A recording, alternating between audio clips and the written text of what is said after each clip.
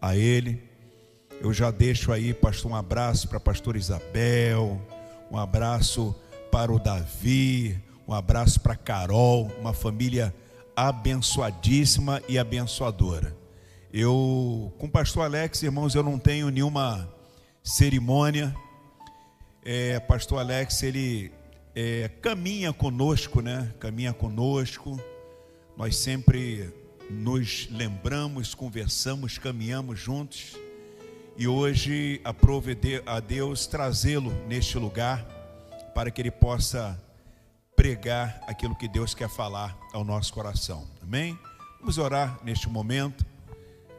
Estendo a mão aqui para frente. Meu Senhor, nós louvamos a Ti, Pai. Nós te agradecemos, ó Deus, pela vinda do Teu Filho. Tu sabes, ó Pai, o quanto Teu Filho te ama. Tu sabes, ó Pai, o quanto Ele tem intimidade contigo, ó Deus.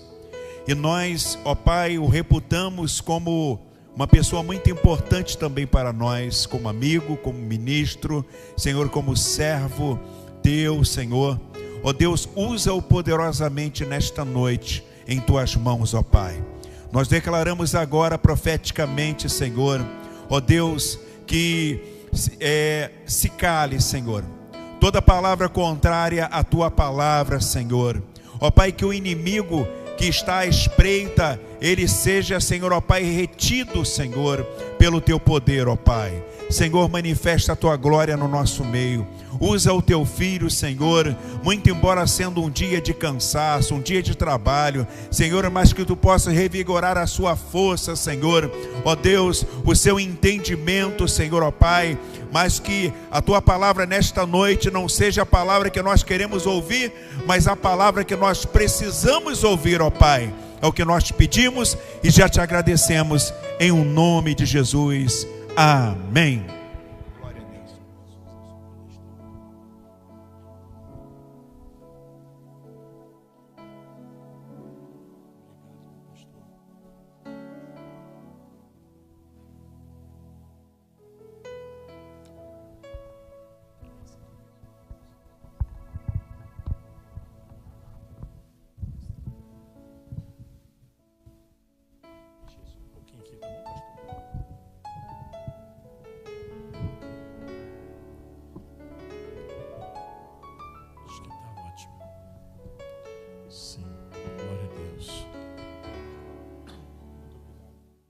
Pastor Eliseu, sempre amigo, né? Muito cordial, muito amoroso. Pastor Eliseu, eu costumo falar para ele, ele é meu pastor também. Não é só vocês não. Eu ligo para ele, pastor, me dá uma orientação, fala comigo, meu amigo. E quando ele se cala, eu fico nervoso, fico preocupado. Atende, pastor, porque realmente os conselhos dele são conselhos que têm gerado vida. Eu louvo a Deus pela vida do pastor Eliseu, da sua família, pastor Ana Paula Tarek, pensa, pastora, glória a Deus, todos. Meus amados,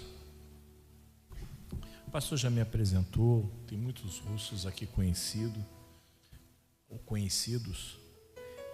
Hoje está sendo um dia um pouco mais complicado para mim. Eu estava falando para o pastor que hoje foi um dia de labuta. Eu estou com um desafio e eu já estou 2 dias, Deus das 7 da manhã até as 7 da noite.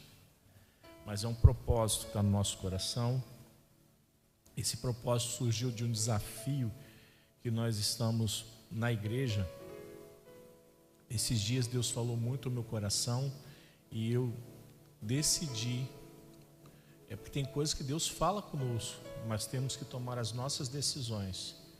E eu decidi experimentar a boa, perfeita e agradável vontade de Deus. Eu não sou bobo, lógico, né? E alguns anos atrás hoje eu pastorei a igreja no Mendanha. E quando foi alguns anos atrás, eu estava saindo da minha casa em direção à escola bíblica dominical.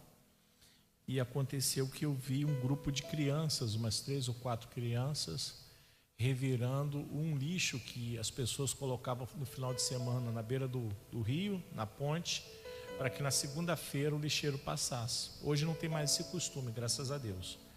Nós começávamos a juntar lixo na sexta-feira. E quando foi no domingo de manhã, eu vi um grupo de umas 4 crianças passando, isso tem já uns 10, 12 anos, ou mais um pouquinho. E aquelas crianças, uma das pequenininhas, abriram o saco de lixo e encontrou um vidrinho de mel, já usado, bem restinho, e começaram a gritar uma para a outra. Encontrei, quando elas correram em direção da criança, ela abriu e começou a tomar, virar aquele melzinho na boca. Quando eu olhei aquilo, o coração apertou um pouco mais, fiquei contristado e fui pelo caminho, lamentando e falando: Senhor, envia alguém para cuidar dessas crianças. E Deus falou assim para mim: eu já enviei você. Começamos a trabalhar assim com a igreja, com as crianças. Mas Deus falou assim: não, está muito pouco, eu quero algo muito mais profundo. E eu decidi, falei assim: Senhor, chegou o momento então. Nós estamos abrindo um projeto chamado Casa de Isabel, porque eu morava em cima da igreja. Há 2 anos atrás, ou quase 3 anos, eu me mudei. O pastor Eliseu já foi na minha casa, tem que ir na casa nova agora, pastor. E a casa de cima era da minha esposa, que se chama também Isabel. E eu conversando com ela, ela falou assim: vamos doar a casa para a igreja. E eu falei assim: mas se a gente doar a casa para a igreja, a gente fica sem casa. Que a nossa casa vendemos para comprar a igreja e construímos em cima. Então, se a gente doar, a gente tem que ficar sem nada. E ela falou assim: vamos doar? Ela falou: vamos doar. Falei com meus filhos, eles concordaram, doamos a casa para a igreja. Mas foi algo nosso, particular nosso. Ninguém obrigou, ninguém falou nada e saímos.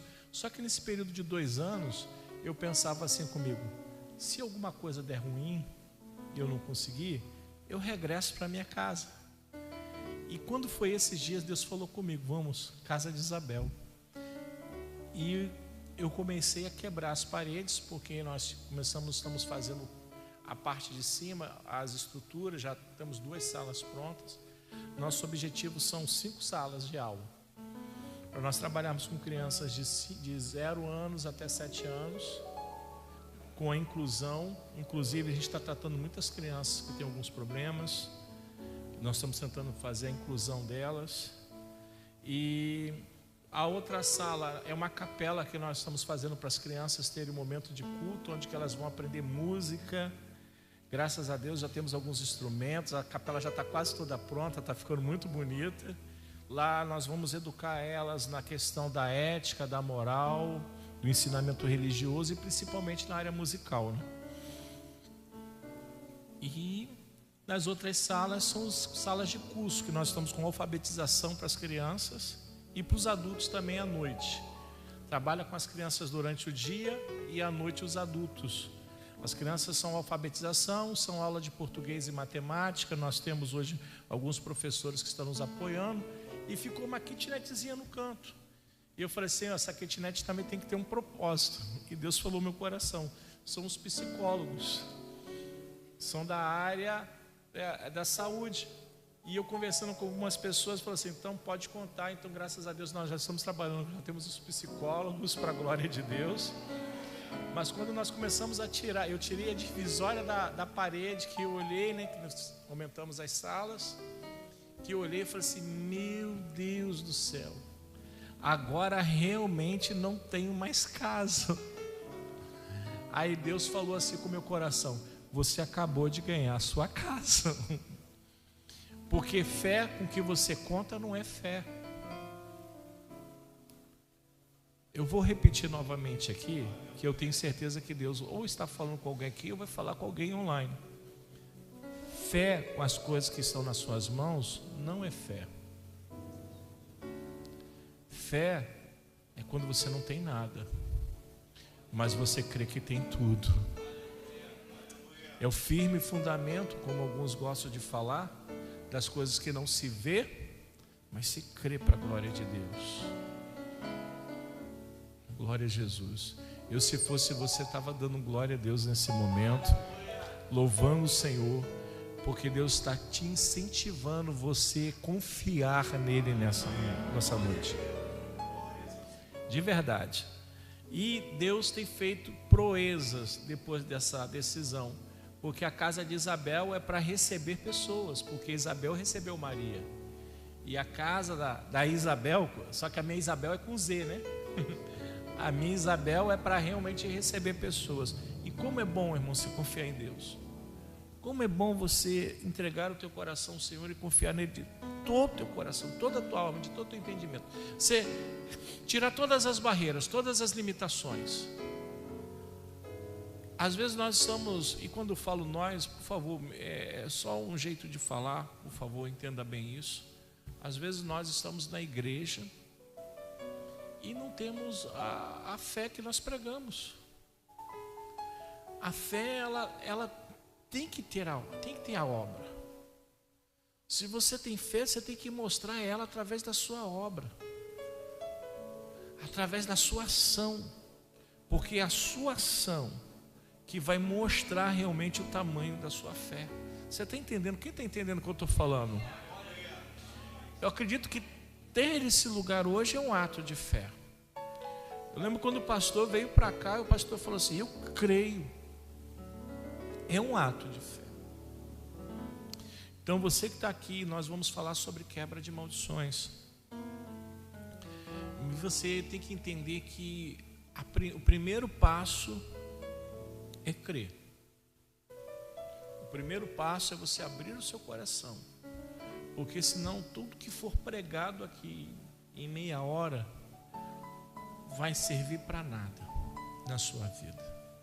Eu sou pastor, irmãos, e prego às vezes, eu não tenho pregado muito mais hoje no nosso ministério. Graças a Deus temos muitos irmãos habilidosos, com chamados na palavra, eles estão pregando até mais do que eu.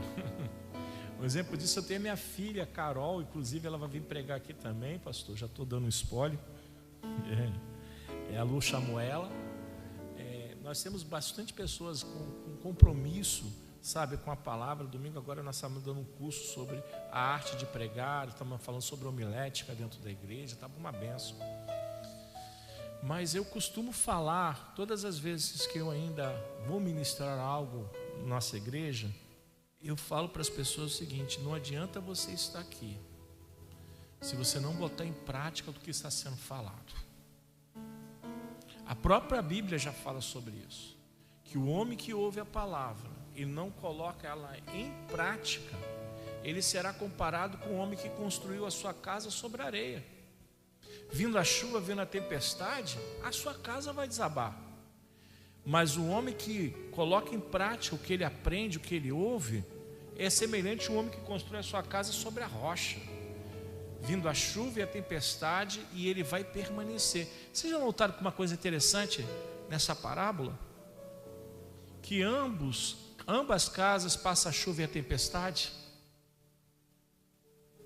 Ambas vão passar pelo processo, mas o que vai mostrar no final é aonde você edificou a sua fé. É se você pratica ou não pratica. Eu quero falar com você que está aqui, não é que você está isento de passar lutas e passar dificuldades. Você que está aqui não quer dizer que nesse mundo você não terá aflições, muito pelo contrário. Eu não quero falar que você não vai ter luta na sua casa, luta na sua família, luta no seu ambiente de trabalho.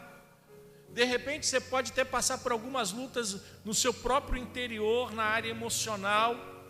Mas o que vai fazer a diferença na sua vida é aonde você tem, se você tem colocado em prática o que você aprende. Porque o que você aprende e o que você bota em prática vai demonstrar a sua fé. Eu costumo falar para os meninos, né? Os irmãos da igreja, os nossos obreiros, que ou você quando prega passa antes, passa durante ou passa depois, mas com certeza você vai passar o processo daquela mensagem que você está pregando. Porque não é que você está pregando ou você está embaixo que você está isento de passar por lutas. Não é porque você é crente em Cristo Jesus, você não vai passar por dificuldades. Jesus nunca veio para dizer que nós não teríamos dificuldades e lutas ou desafios em nossas vidas. Nunca. Ele nunca veio para falar assim: olha, na sua casa você não vai ter problema não, tá? A partir de hoje, quando você me aceitar e me confessar, vai ser tudo maravilha na sua casa. Você não vai se estressar com mais nada. A sua vida financeira vai ser uma das melhores possíveis. Não, ele não veio prometer isso. O que eu acho mais lindo do Evangelho é isso assim, ó: tem de bom ânimo. Tem de bom ânimo. Eu venci. Você está entendendo? Jesus olhar para você, você está num momento de luta, de dificuldade, ele olhar para você e falar assim: ei, calma. Persevera mais um pouco, permanece mais, não desiste, eu venci, você também vai vencer. E qual foi a vitória que Cristo teve? A vitória sobre a morte, irmãos. Não se prega mais isso, dificilmente. Eu acredito que esse lugar é diferente. Não se prega mais isso nos altares, dificilmente. Se prega que tudo vai ser bem, que tudo vai dar super certo. E eu não estou querendo levar aqui nenhum tipo de mensagem para abater a sua fé, pelo contrário. Eu quero falar que há uma promessa, e essa promessa ela é incorruptível. Ela não tem falha nenhuma nela. Ela é extremamente perfeita no seu contexto. E qual é essa promessa? Eu vou para o Pai preparar-vos lugar, mas eu vou voltar. Se a tua esperança e a tua fé e a tua motivação está nas coisas dessa terra, eu vou falar que a sua fé é pequena. Mas se a tua fé está em Cristo, naquilo que Ele já nos deu, não é que Ele vai nos dar não, aquilo que Ele já nos deu na cruz do Calvário. E o que Ele nos deu? A vida eterna. Você que está sentado aí, de repente você está sentado do lado de alguém que as pessoas nem conhecem muito bem, ele ou ela. Mas eu quero falar que nos céus você é conhecido como filho de Deus, como herdeiro de Deus. E existe algo mais que possa nos motivar mais do que isso? Não. Você olha para esse irmão que está ao teu lado e fala assim: a partir de hoje, mais do que ontem, menos do que amanhã, saiba de uma coisa, que nós somos filhos de Deus, e há uma promessa que o diabo não pode tirar de nós. Glória a Deus, em nome de Jesus. Irmãos, eu separei algo aqui. Eu estava falando com o pastor que hoje, como eu falei na correria, eu separei algo e eu tenho uma palavra, e essa palavra é uma palavra de fé. Eu queria convidá-los a abrirem a sua Bíblia no livro de 1 Reis, capítulo 16. 1 Reis 16.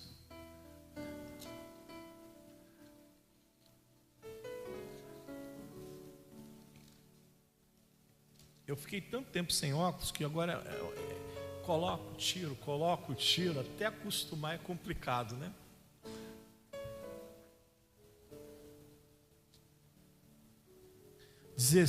Verso 34.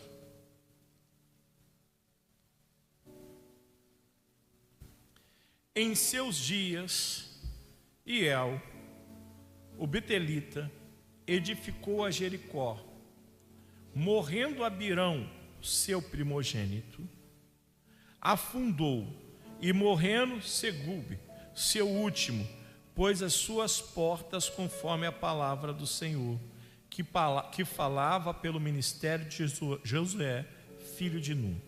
Amém. Eu fiz umas anotações e eu quero compartilhar algumas coisas com vocês. Bom, esse texto que nós lemos no livro de Juízes, esse verso, ele conta a história de uma família. De uma família cristã, se a gente fosse contemporaneizar para os dias atuais, tá? Uma família. E essa família, o seu patriarca, o seu pai Iel, que significa a terminologia do seu nome, Deus vive. Olha o nome desse homem, Deus vive.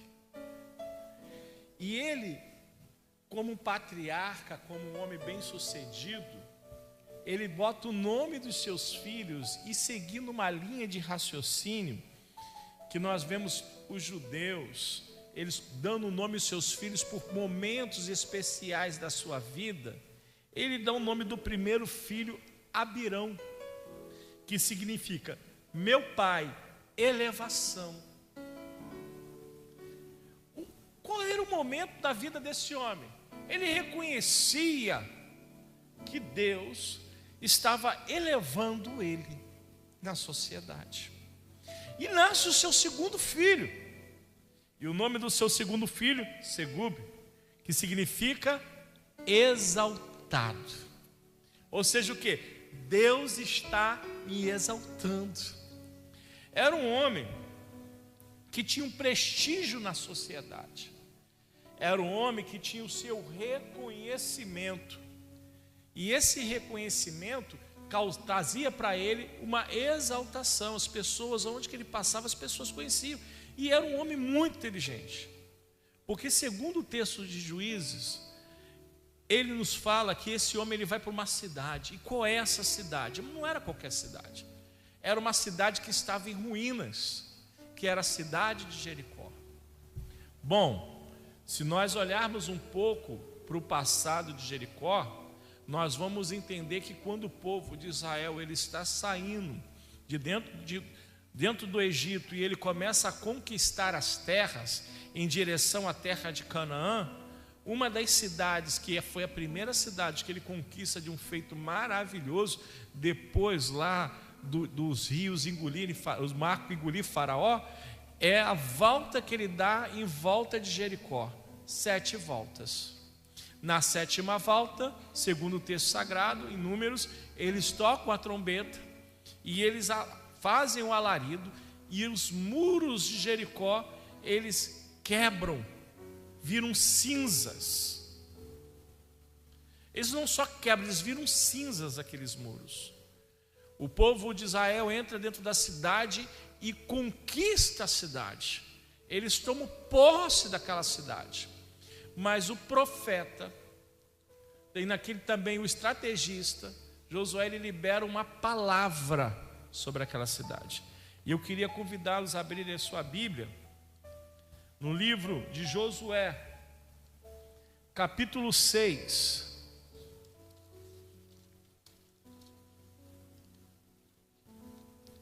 Josué, capítulo 6, verso 24.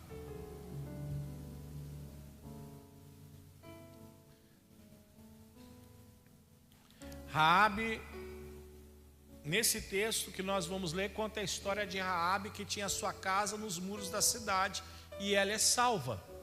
O pedaço do muro aonde que estava a casa de Raabe não é destruído, ela é salva, mas o demais das suas muralhas é tudo destruído, vira cinza.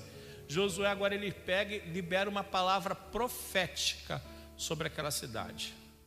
Juízes capítulo 6, verso 24 diz assim: porém a cidade e tudo quanto havia nela queimaram a fogo, tão somente a prata e o ouro e os vasos de metal e de ferro deram para os tesouros da casa do Senhor. Bom, eu vou parar aqui e vou trazer agora a continuidade desse texto. Josué ele pega e libera uma palavra profética. E qual é a palavra profética? Falando assim: olha, essa cidade é uma cidade que está amaldiçoada. Ninguém mais vai poder construir nada nessa cidade. Essa cidade vai ficar em destruição total, em ruínas. Se porventura alguém tentar levantar esses muros, o seu filho primogênito morrerá. E se alguém continuar, o seu filho caçula, ao levantar e edificar as portas, também morrerá. Bom, essa era a maldição que tinha na cidade. Mas Hiel, um homem exaltado, um homem de prestígio, um homem com nome elevado, um homem conhecedor na área da engenharia, ele resolve fazer o que agora? Vou edificar a cidade de Jericó. Ele vai na sua primeira construção, começa a preparar a cidade, E quando ele começa a lançar os fundamentos da cidade, preparar para os muros, preparar a fundação, o seu filho morre, Abirão. Quando Abirão morre, felizmente uma fatalidade, coisas da vida. O menino estava tão bem aí ontem, estava trabalhando comigo, tinha nada perfeito. Ele morreu, infelizmente, foi um mal súbito. Não quer dizer nada, mas a palavra estava lá. Não é isso não. Vamos continuar a construção. A primeira lição que eu quero trazer aqui, para nós darmos continuidade, é a tentativa acerbada de aparecer. Pessoas que querem aparecer a qualquer custo. Irmão, aquele homem, ele poderia fazer qualquer outra coisa, mas o simples ato dele estar construindo aquela cidade atraiu a atenção das pessoas para ele. Mas era um lugar que a palavra tinha condenado que não era para construir. Mas o ato de chamar a atenção para si, de querer estar no centro das coisas, mesmo que isso custe a própria palavra de Deus, para ele era uma coisa normal. Ou como poderia dizer o apóstolo Paulo, uma mente carnal. Aquela mente carnal que não consegue entender nada do Espírito. As coisas dela estão aqui, nesse plano, e não nos céus.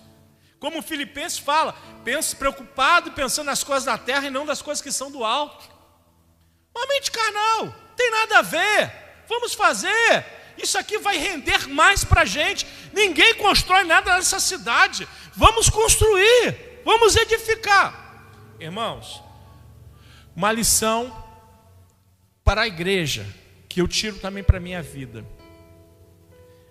Deus estabeleceu limites. Não quebre os limites estabelecidos por Deus. Não queira trazer nada inovador que vai contra a palavra estabelecida pelo Eterno. Porque o que abre portas para maldições é quebrar princípios eternos. Deus, ele não tem compromisso nenhum com o homem. Você e eu podemos ser os melhores, entre aspas, que podemos achar que somos, mas Deus não tem compromisso nenhum conosco. O compromisso de Deus é com a sua palavra. Deus olha para Jeremias: Jeremias, o que tu vês? Eu vejo uma vara de amendoeira. Vixe bem, Jeremias, porque eu velo sobre a minha palavra para cumpri-la. O que Deus abençoa a vida dos servos de Deus é a partir do momento que você respeita os princípios estabelecidos pelo Eterno. Olha, irmãos, tem tanta gente que quebra princípios. Tem tanta gente que prefere sacrifícios do que obedecer. Nós temos o caso do próprio primeiro rei, Saul. Tinha tudo para correr bem na vida dele. E a ordem era simples: mata, destrói, não quero nada. Eu não preciso de nada disso. Pode acabar, eu não quero. Irmão, o não de Deus é o não e pronto, e acabou. Tem coisas que nós tentamos remediar, tentamos tomar uma atitude. Não, acho que Deus não entendeu bem. O princípio é essa, a intenção é essa. Não, vou fazer isso porque... Não, Deus sabe de todas as coisas, o não dele é não. A quebra do não dele pode trazer maldições para a sua vida. Qual foi a maldição? Vem Saul. Não, Senhor, eu separei esses bois aqui para o teu sacrifício, para a tua oferta. Olha, eu não quero sacrifício, eu quero obediência. Obediência, essa é a palavra. Uma palavra simples, mas que fecha uma porta para que a maldição não entre. Não queira, irmãos, há um rei. Nós vemos lá no livro de Isaías, quando fala que no ano que morreu o rei Uzias. O rei Uzias morreu do quê? Vamos ler o texto bíblico, fala que ele faz o quê? Ele vai servir, vai dar um sacrifício que não competia a ele sacrificar. E quando ele sacrifica, aparece uma lepra nele, na sua face, na sua testa, por causa do quê? Porque ele tomou e fez algo que ele quebrou, um princípio que não era para ele poder quebrar. Ele fez algo que Deus já tinha falado que não era para fazer, porque ele se achava que ele era alguma coisa. Irmão, quer ser abençoado por Deus? Obedeça a voz dele. Obedeça.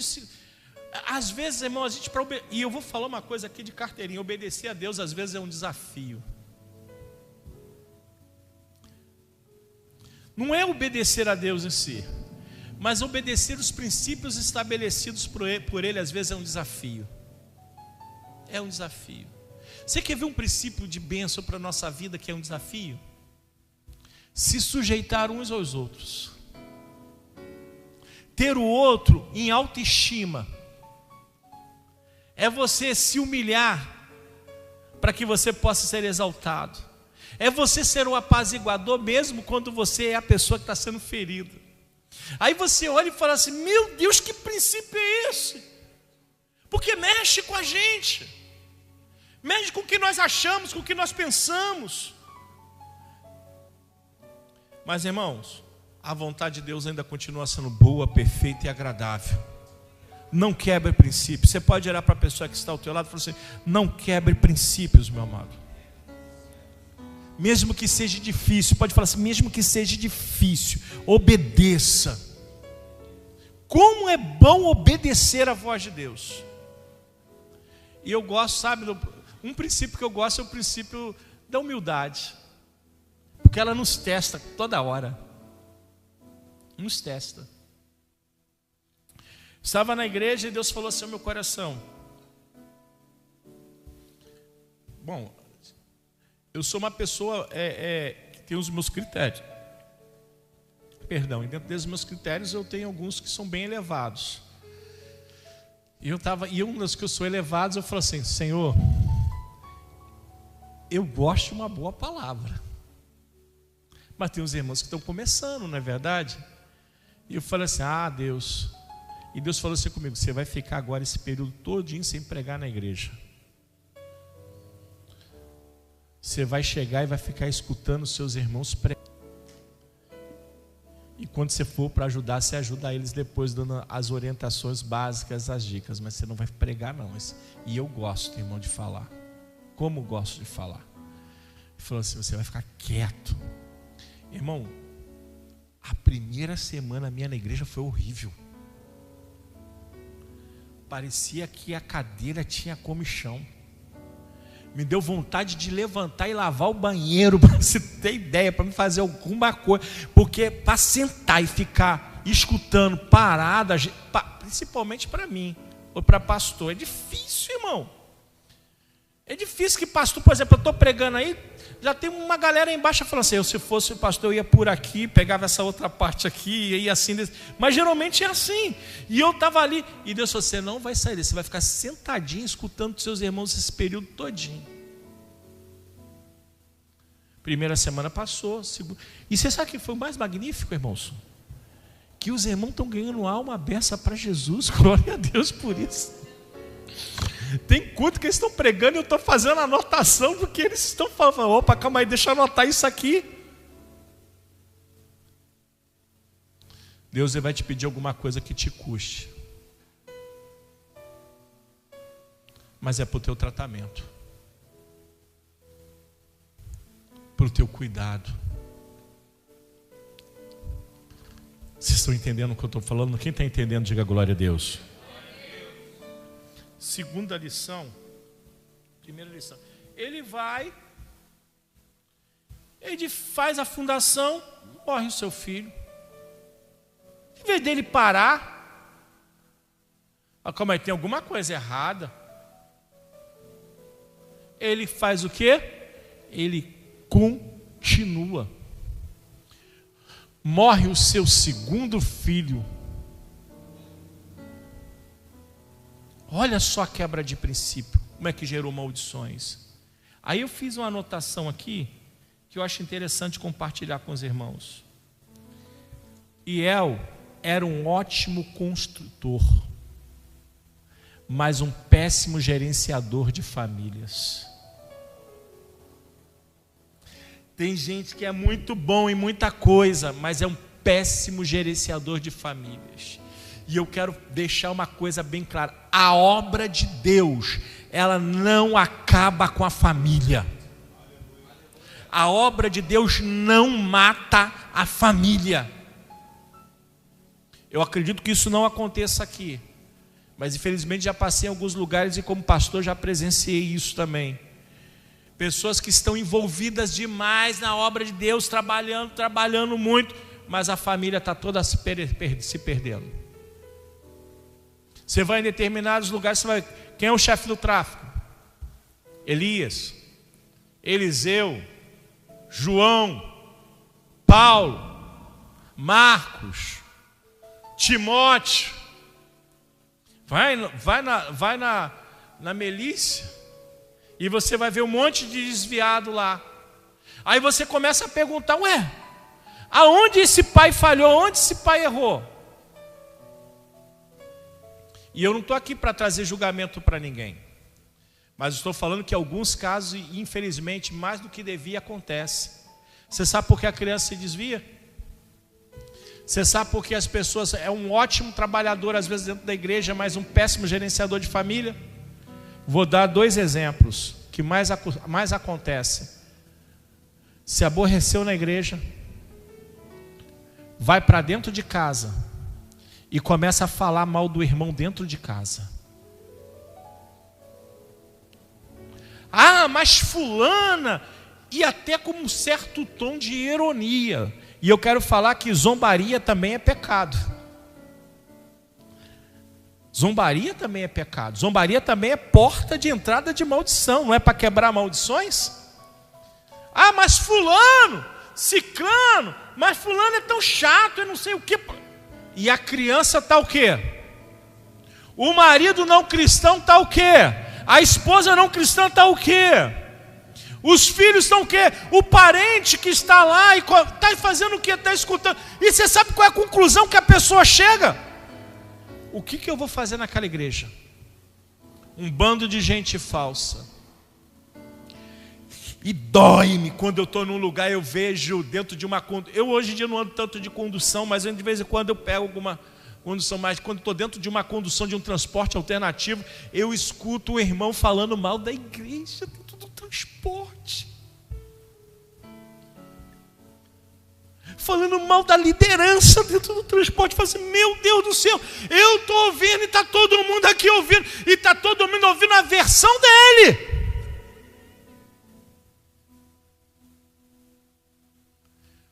Olha, irmãos, uma porta de maldição tão grande.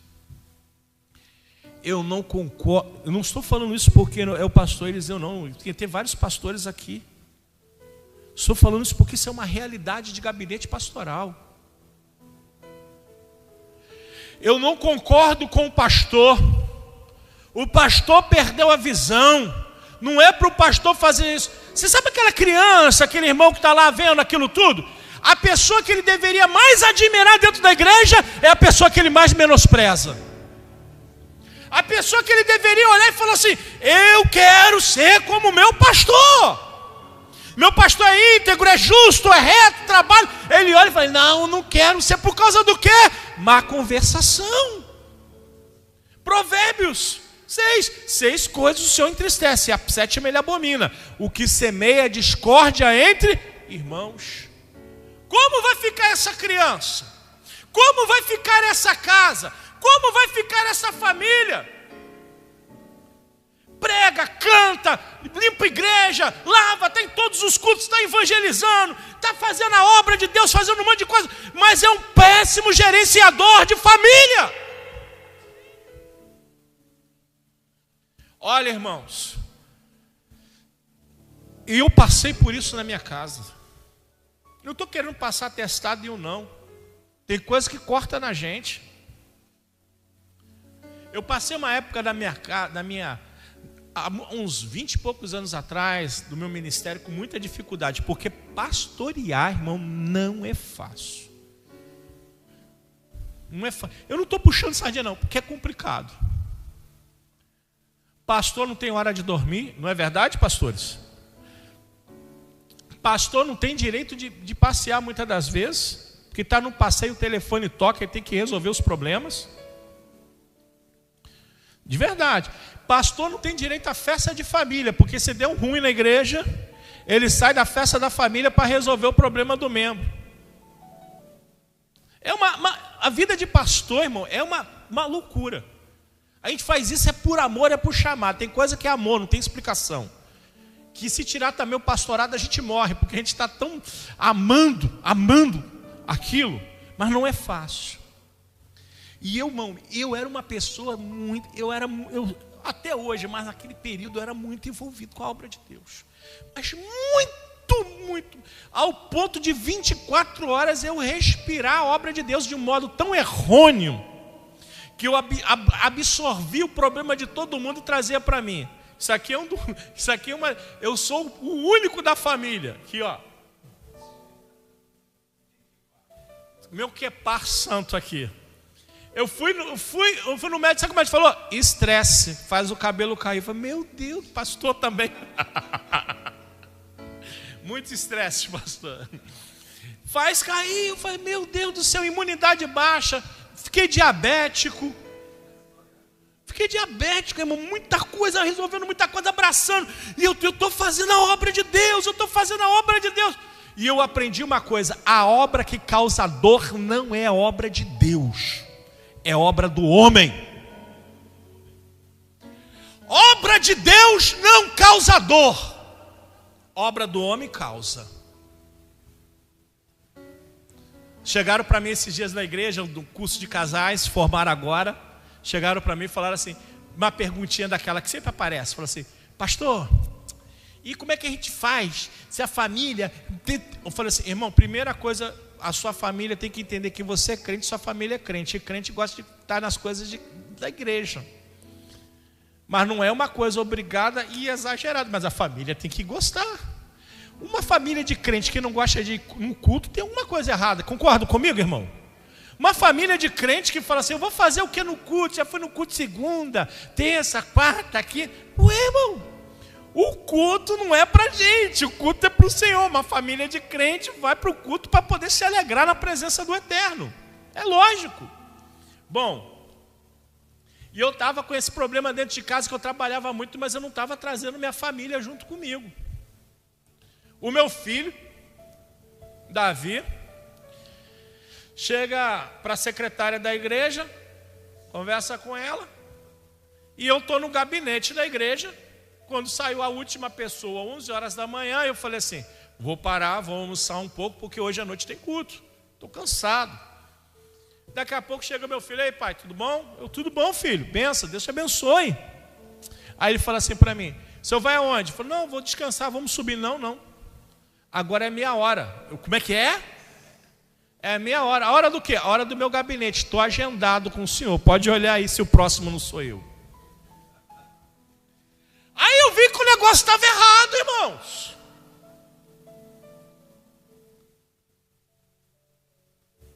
Tem pessoas que costumam falar assim, um ciclo, aí vem com aquela lógicazinha, primeiro família, primeiro Deus, segunda família, terceira igreja, depois vem isso. Isso é tudo errado, irmão. Rasga isso tudo. Nada disso está certo. Se você faz isso, está tudo errado. Então, pastor, primeiro é Deus, segundo a igreja. Não, também não é não. Está tudo, rasga isso aí, está tudo errado. Como é que é então? O ciclo, Deus. E as outras coisas, tudo em Deus.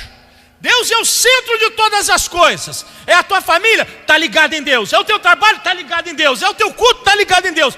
Em Deus, todas as coisas vão andar de um modo ordeiro e organizado. Se Deus não é o centro, tudo anda desordem. Você pode tentar calcular do melhor modo possível, fazer a melhor ordem que você pode, mas o negócio no final vai dar ruim, vai dar errado. Deus tem que ser o centro de todas as coisas, e todas as coisas em Deus vai dar certo na tua vida. E eu comecei a entender isso. Sou servo de Deus e tenho que gerenciar bem a minha família. Que desafio maravilhoso que Deus. Como é que você consegue isso? Com Deus. Atraindo as coisas do alto para dentro da tua casa. Onde o nosso ministério começa? Na nossa casa. Onde os cultos começam? No nosso lar. Os meus filhos tinham 2 aninhos, da Carol, Davi tinha 3 aninhos, Carol tinha 4 anos e meio, 5 anos. Estava eu e Isabel em casa, daqui a pouco vem. Esses dias nós estávamos lembrando isso. Minha filha está com 24 anos, vai fazer 25. Meu filho tem 22 anos, vai fazer 23. Estava em casa, a gente estava rindo, começamos a lembrar disso. Veio Davi com meu paletó. Eu não era assim tão forte, espaçoso como hoje, né? Eu era mais magrinho. Mas mesmo assim, uma criança botou o paletó, botou o meu sapato 42, ele devia calçar uns 24, 22, sei lá, pezinho pequenininho. E botou a minha gravata. E foi com a Bíblia do tamanho dessa aqui na mão para a sala. A minha filha botou o vestido da minha esposa, que foi um saião que vinha aqui, um blazer e uma sandália. E ainda fez o coquezinho no cabelo ainda. Olha lá.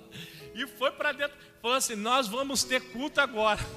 E nós entramos na dele, fomos fazer o culto. E começou a oportunidade para o pregador Davi. Davi não sabia ler a Bíblia de cabeça para baixo. E começou a ler a história de Davi. Começou a falar a história de Davi, que minha esposa contava as histórias para ele. Ele foi falando. Daqui a pouco ele começou a pregar, minha filha. Irmãos, e isso ficou marcado na nossa vida. Hoje, quantos anos se passaram, estávamos esses dias falando isso lá em casa. Chame as coisas espirituais para dentro da tua casa. Chame Deus para dentro da tua casa. Que a tua conversa da tua casa seja relacionada sobre os céus. Quando alguém perguntar como é que foi o culto foi uma glória. O culto foi uma bênção, foi uma maravilha. E o pastor Eliseu estava cheio de Deus. E os outros pastores estavam nadando na glória de Deus. Que culto de glória. Sabe o que vai acontecer? Eles vão começar a falar assim, poxa, logo hoje que eu não fui, teve tanta coisa. E sabe o que vai acontecer? Eles não vão querer perder mais nenhum culto. Porque o primeiro incentivador é você. Levante sua mão direita e fala assim, o primeiro incentivador sou eu. Eu vou trabalhar bem na obra, mas vou gerenciar muito bem a minha casa. Quem vai fazer isso aí, diga glória a Deus. Já estou indo para o final. Eu fiz uma outra anotação aqui, ó.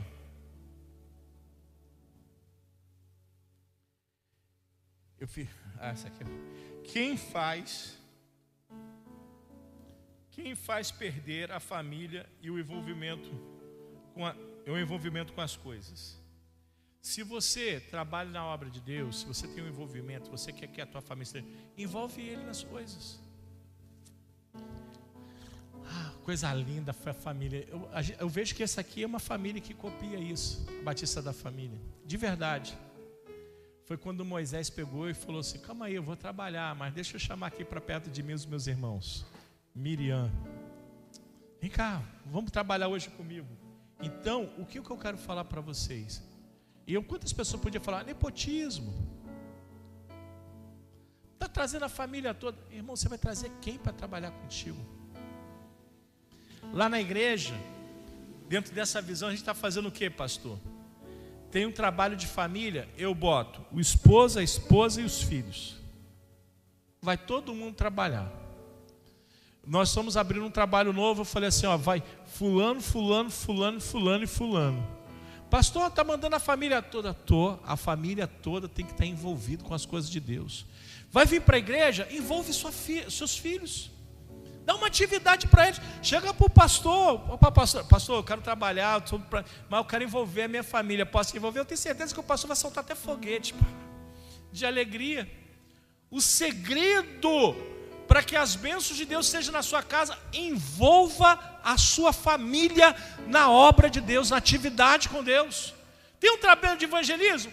Vamos lá, vamos fazer um trabalho. Cria algo para a sua família se envolver com a obra de Deus. Crie algo, irmãos.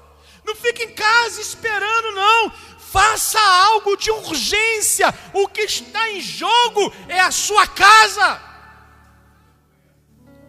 Eu fico imaginando a passagem de Atos quando fala assim, ó: eu e a minha casa serviremos ao Senhor. Olha a decisão que esse homem tomou. Eu vou servir, mas a minha casa vai vir junto comigo.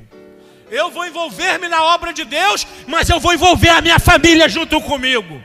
Eu vou fazer a obra, mas eles vão estar do meu lado. Pastor, o que eles vão fazer? Não sei. Vão carregar a Bíblia, vão fazer alguma coisa, vão me ajudar com a água, vão fazer alguma coisa, mas eu vou envolver eu e a minha casa. Seremos salvos, custe o que custar.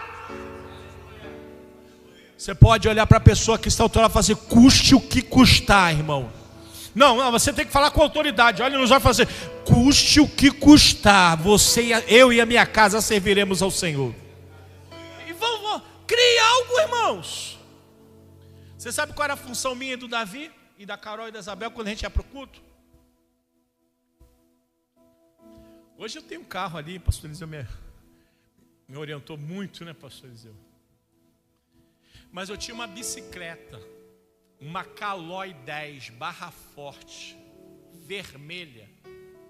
O nome dessa bicicleta, a minha primeira bicicleta se chamava Abraão, porque só andava pela fé. A minha segunda, que era essa Caloi barra forte, era Isaac, filho da alegria, porque eu peguei essa Caloi. Aí eu aumentei, fiz tunei a bicicleta, aumentei a parte da garupa, aqueles de alumínio, botei a cadeirinha e ia assim para a igreja. A minha esposa no bagageiro da bicicleta, o meu filho, que era o menorzinho, na cadeirinha, e a minha filha onde? Da bicicleta. Wagner deve entender bem disso, né, Wagner? Ali, e eu como... era magrinho, glória a Deus, pedalando e indo para a igreja. Aí a gente tinha a função. Qual era a função? Eu falava para o Davi: Davi, você é um homem da casa, vem cá. Ele chegava perto de mim e falava assim: eu vou te dar hoje o teu comando. Ele: sim, pai. Teu comando hoje é a espada do Espírito. Segura aí. Aí ele segura: é a espada? É a espada. Não deixa a espada cair. Fica ligado com a espada. Dava a Bíblia para ele, segurava a Bíblia e ficava assim. A Ana Carolina falava assim: minha filha, você é a do manto, cheio da unção e do poder. Você vai levar os playback das irmãs. Aí botava na bolsinha assim, botava o playback e dava para ela. Tanto que ela aprendeu a cantar Lauriette no playback. Aí botava a bolsinha dela do lado e a minha esposa era a Débora, era mulher de oração, ia orando para me chegar inteiro lá na igreja. E a gente ia. Quando chegava na hora de ir para a igreja, Davi já pulava: me dá a espada, quem vai levar ela sou eu hoje. Sabe uma coisa simples, mas você começa a envolver. Hoje em dia o meu filho fala: sabe o que o meu filho hoje na igreja? Ele é responsável da área musical da igreja. Eu pensei que a espada ia ficar com ele, mas ele guarda a área musical. Ele estava lá mexendo no som, instrumento, passando ensaio, dando orientação de vozes. O Davi. Ana Carolina está fazendo um seminário agora, terminando, Batista do Sul. É a minha irmã da palavra, do estudo, da orientação, do ensino. Eles foram envolvidos na obra de Deus. Não quer dizer que eles vão ser o que você quer que eles sejam, mas você tem que dar a direção. Olhe para a pessoa que está ao teu lado e fala assim: eles vão ser o que Deus quer que eles sejam, mas a direção vai vir de mim. Glória a Deus. Qual foi a direção daquele pai? Não ouvir a voz de Deus, obedecer a voz de Deus. Eles estavam ensinando os filhos deles a serem desobedientes. Como não ia haver maldição naquela casa, gente? Se o princípio da bênção de Deus está em ouvir a palavra. Se ouvires os meus mandamentos e obedeceres, comereis o melhor dessa terra. Mas se não ouvir, estará debaixo de maldição. Se ouvir, as bênçãos desse livro te acompanharão. E se não ouvir, as maldições te acompanharão. O princípio está na palavra de Deus. Quebra a maldição. maldição como? Obedecendo. Quebra a maldição como? Se aniquilando. Que ele cresça e nós diminuímos. Que não seja nós, mas seja ele. Que não viva eu, mas Cristo vive em mim. Princípios. O teu filho tem que olhar para você, pai, tem que olhar para você, irmão. O seu irmão, aquele irmão teu que está lá aprofundado numa vida toda desordeira, sem Deus, ele tem que olhar para você e falar: como a minha irmã é diferente, como meu irmão é diferente, como o casamento é diferente, como a casa dele é diferente, como as coisas são diferentes, porque você vive princípios da palavra de Deus. Última coisa.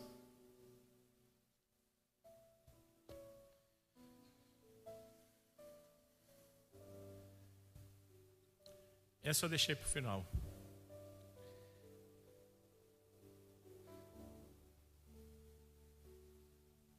Nem toda dor, quem produz em nós é o diabo, mas Deus também faz doer.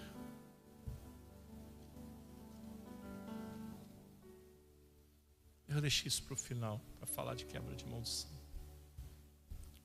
Nem toda dor, irmãos, que é produzido em nós é o diabo, mas Deus também permite e faz doer também.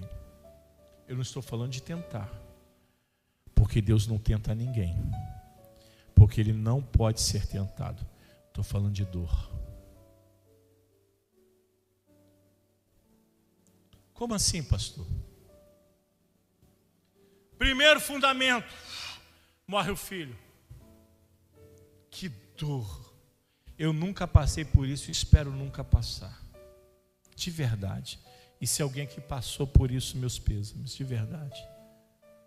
Que o Espírito Santo console as pessoas que passam por essa situação. Já perdi pai, que é uma dor insuportável também. Mas perder um filho quebra, né, as coisas naturais que geralmente os pais, eles partem na frente dos filhos. Imagina a perca desse pai, de ver o seu filho que trabalhava com ele, estava do lado dele. Foi o diabo? Não. Nessa perca eu ainda consigo ver o amor de Deus, para falar assim: ei, esse caminho aí teu está errado. O que você está fazendo vai te trazer consequências para a sua vida. Se arrepende. Sai daí. Você ainda tem uma vida e tem um outro filho. Não faça isso não. Você está quebrando um princípio e está trazendo consequências terríveis. Sai daí. Mas às vezes a gente está tão cheio de eu, tão cheio de tantas coisas, irmãos, que a gente não ouve a voz que devemos ouvir. Nós não queremos obedecer, não queremos ouvir a voz de Deus. E achamos que é um mero fato, que não tem nada a ver. De repente você perdeu alguma coisa. De repente tu ficou numa situação. E você já parou para poder pensar que às vezes não foi o diabo, foi o próprio Deus te dando uma sacudida e falando assim: ei, esse caminho que você está é um caminho de morte. Isso que você está vivendo pode ser uma maldição que não tem mais volta para a sua vida. Sai daí! Sai daí enquanto ainda há tempo! Mas tem pessoas que estão com dificuldade de ouvir, irmão, estão obstinados. E quando ele perde o segundo filho, ainda é o amor de Deus. Ainda é a misericórdia dizendo assim: eu te amo, Iel.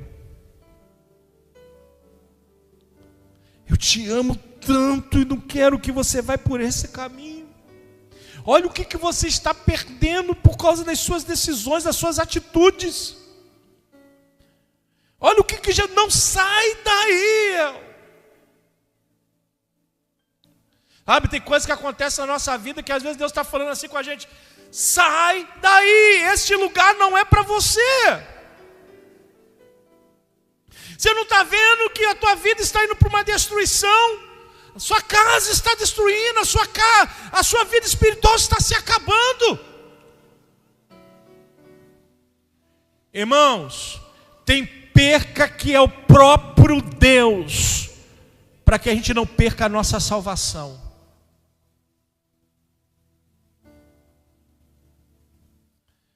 Eu me lembro que eu já perdi algumas coisas que eu achava tão importante para mim. Mas tão importante. Eu vou contar um testemunho para vocês, é um testemunho. No ano de 2008,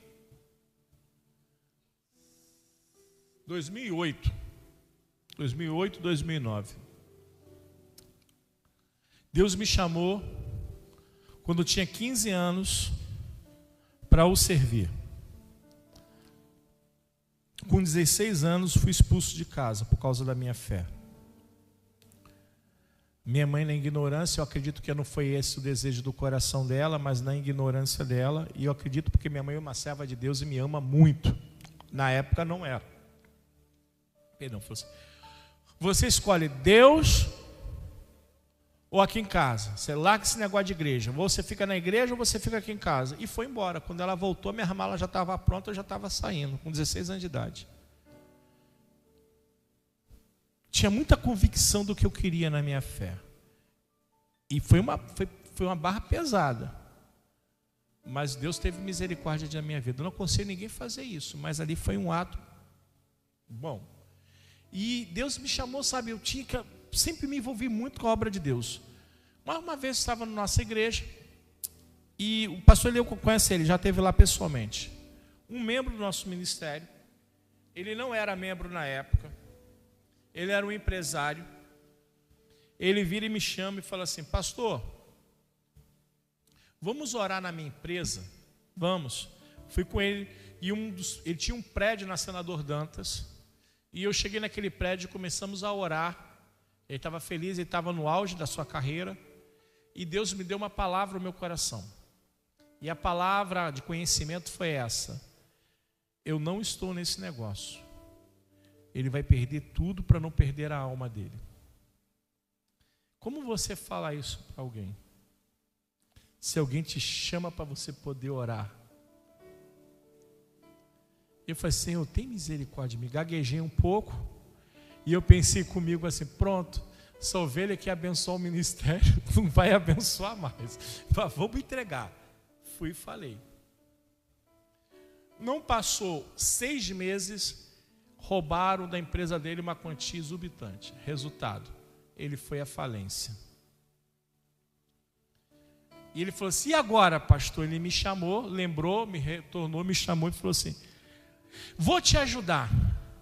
Criamos criei um segmento dentro da empresa dele, que ele trabalhava com consignado, para a gente poder vender agora empréstimos, mas de uma linha mais direta. Começamos a vender. E eu virei para ele, eu sempre fui uma pessoa muito ousada, sabe? Eu falei assim para ele: você vai fazer o seguinte comigo, eu quero que você me patrocina 3 dias, olha só que abuso. Mas eu falei assim: já que eu vou trabalhar debaixo de bênção, né? Eu falei assim: quero que você patrocina 3 dias, estou trabalhando para você em Cabo Frio.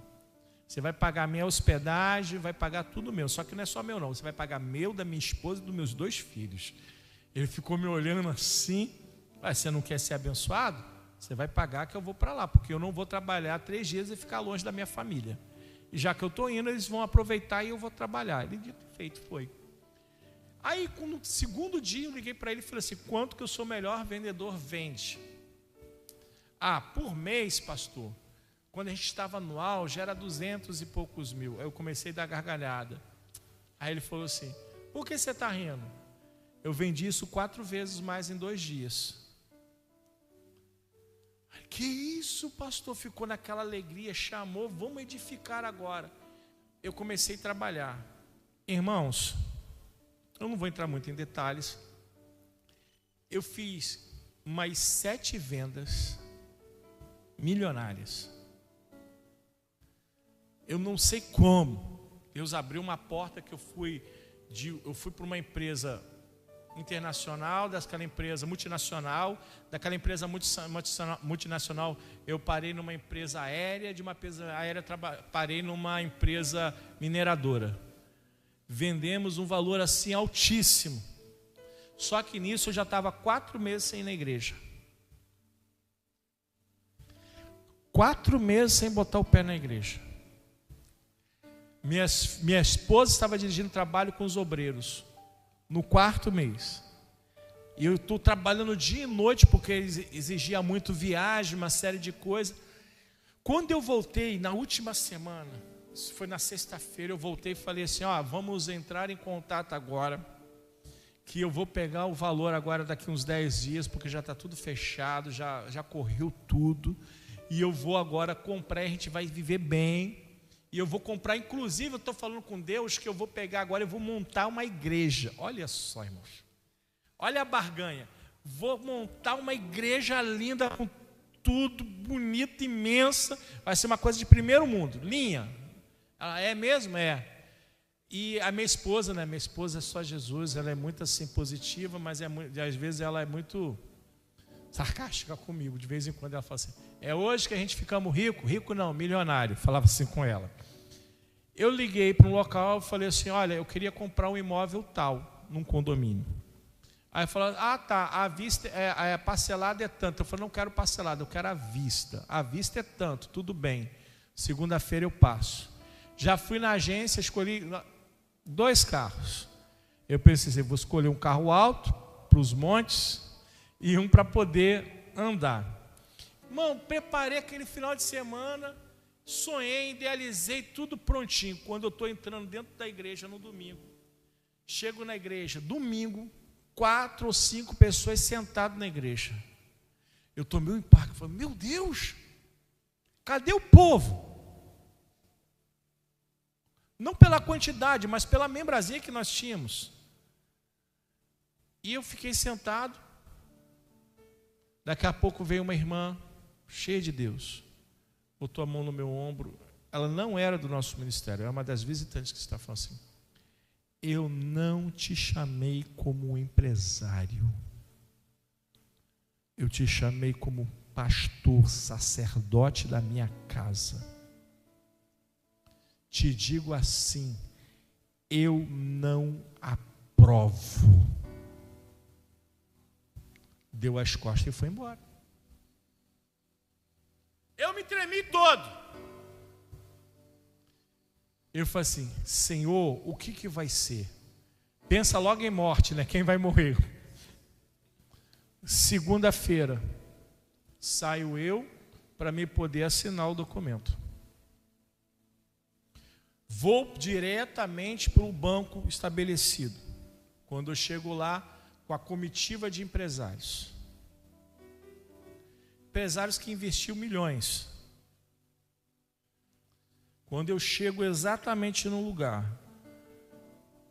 vem o gerente master do banco e fala o seguinte, olha, está tendo algum equívoco. O processo veio até, mas só que está faltando aqui uma coisa. O que está faltando? Pelo amor de Deus, somos 3 meses, quase 4 meses nisso aqui. O que está faltando? Uma assinatura. E essa assinatura já caducou. Ele usou outro termo. Não tem mais validade, vai ter que refazer o processo todo de novo. Só que o processo era por um sistema que eu só poderia retornar a fazer ele depois de 6 meses. Ou seja, o quê? Todo o dinheiro que foi investido se perdeu tudo. Irmãos, não é 100 mil, 200 mil, não, milhões. Perdeu tudo. Uma daqueles empresários que estava veio com a comitiva, subiu comigo. Eu e o outro fomos levados. Nós não fomos só acompanhados, fomos levados. Entramos dentro de um prédio, os homens espumando. Um olhou e falou assim, porque uma pessoa, um compotor, venceu e ele não assinou, porque ele queria ganhar uma comissão. Então ele tentou dar o tempo para que ele pudesse renovar, para ele poder assinar. Por causa da assinatura de um homem mais simples de todos, parou tudo, fechou tudo. O homem olhou para mim e falou assim: eu não sei porque eu não te mato. E eu lembrei lá de domingo. Eu falei, bem que eu sabia que alguém ia morrer, pensando comigo. Eu olhei para ele e falou assim mesmo: você, expressão dele, é ovelha, e você está no meio de lobos. Deixa de ser ovelha e vem para o meio dos lobos, que eu vou te ensinar a ganhar dinheiro. Quando ele falou isso, o Espírito de Deus falou comigo na hora: a maldição está na tua porta. Agradeci ele foi embora, resolvemos mais algumas coisas. Eu chamei esse empresário e falei o seguinte: olha, meu filho, o errado aqui sou eu, porque Deus não me chamou como empresário, Deus me chamou como pastor. Eu não vou por esse caminho de maldição, eu vou pelo caminho da obediência de Deus. E a pergunta é essa: quem vive na obediência, falta alguma coisa? Quem vive na obediência padece alguma coisa? Se Deus cuida dos pássaros, se Deus cuida dos lírios do campo, Deus não vai cuidar de você também? Olhe para a pessoa que está ao teu lado e fala assim: tem dois caminhos, um caminho de maldição e de desobediência e um caminho de obediência. Trilhe pelo caminho da obediência. Trilhe, não funde fundamentos que Deus já falou para não fazer. Não faça o que Deus já falou para você não fazer. Obedeça a voz de Deus, custe o que custar. Obedeça essa voz. E se você obedecer a voz de Deus, eu tenho certeza que você vai comer o melhor dessa terra. Eu agradeço essa oportunidade em nome de Jesus.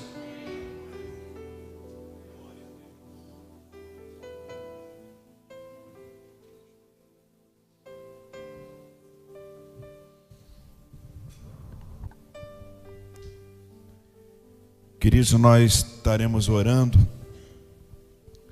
Essa palavra foi pregada nesta noite sobre quebra de maldições. E muitas vezes nós não conseguimos entender, porque a Bíblia fala sobre isso. Tem muita gente que tem dúvida de quem foi que criou a maldição e a bênção. A gente, quando olhar lá em Deuteronômio 28, a gente vai perceber que o Senhor tem promessa para os que obedecem, e por outro lado também aqueles que se desviam dos princípios. A maldição, ela espreita a porta. Eu não sei, queridos, de que forma você veio nesta noite, não sei que causa talvez você queira também resolver diante do Senhor. Mas eu convido a igreja a ficar de pé.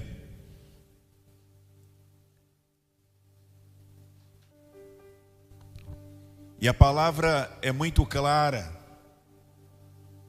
A Bíblia fala que quando nós obedecemos, nós não precisamos correr atrás de bênção.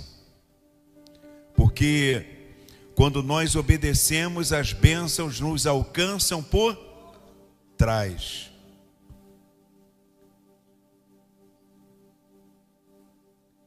Eu já passei alguns momentos da minha vida em que Deus estava falando e nós às vezes queremos um Deus chamado Deus da nossa conveniência. E precisamos entender que tudo que Deus faz, tudo que Ele fala em nosso favor, nós precisamos entender o que Deus faz e o que Ele fala para nós. O pastor Alex pregou nessa noite.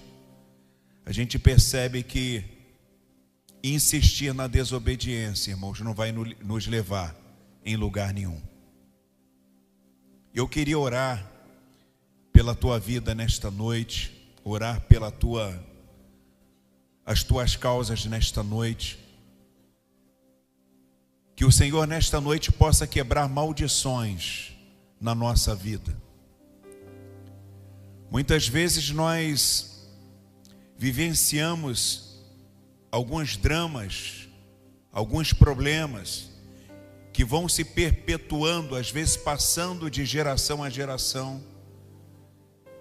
E muitas vezes nós precisamos tão somente agir, renunciando, dizendo para o Senhor: Senhor, eu não quero que na minha vida, na minha descendência, essa maldição ela venha também alcançar e atingir. Eu poderia falar sobre algo também que aconteceu na minha vida pregressa, mas, irmãos, a partir do momento que eu aceitei a Jesus como Salvador, o Senhor começou a mudar o rumo da minha vida. E por outro lado, o que foi pregado nesta noite, baseado na verdade da palavra, quando nós escolhemos o que Deus determina para nós, irmãos, as coisas acontecem na nossa vida. Eu creio que talvez o Senhor esteja falando nesta noite assim também como Josué falou. Josué olhou ao seu lado, já tinha passado por um processo muito grande, mas ele chega um momento em que ele declara, para que todos pudessem ouvi-lo, dizendo: eu e a minha casa serviremos ao Senhor. O pastor citou também Atos capítulo 9, né? Quando Paulo e Silas também falam para aquele carcereiro: crê no Senhor Jesus e serás salvo, tu e a tua casa. Irmãos, eu tenho certeza que mediante o que nós ouvimos aqui, não tem quem em sã consciência possa admitir que prefere viver uma vida de maldição do que viver uma vida de bênção. Ninguém em sã consciência.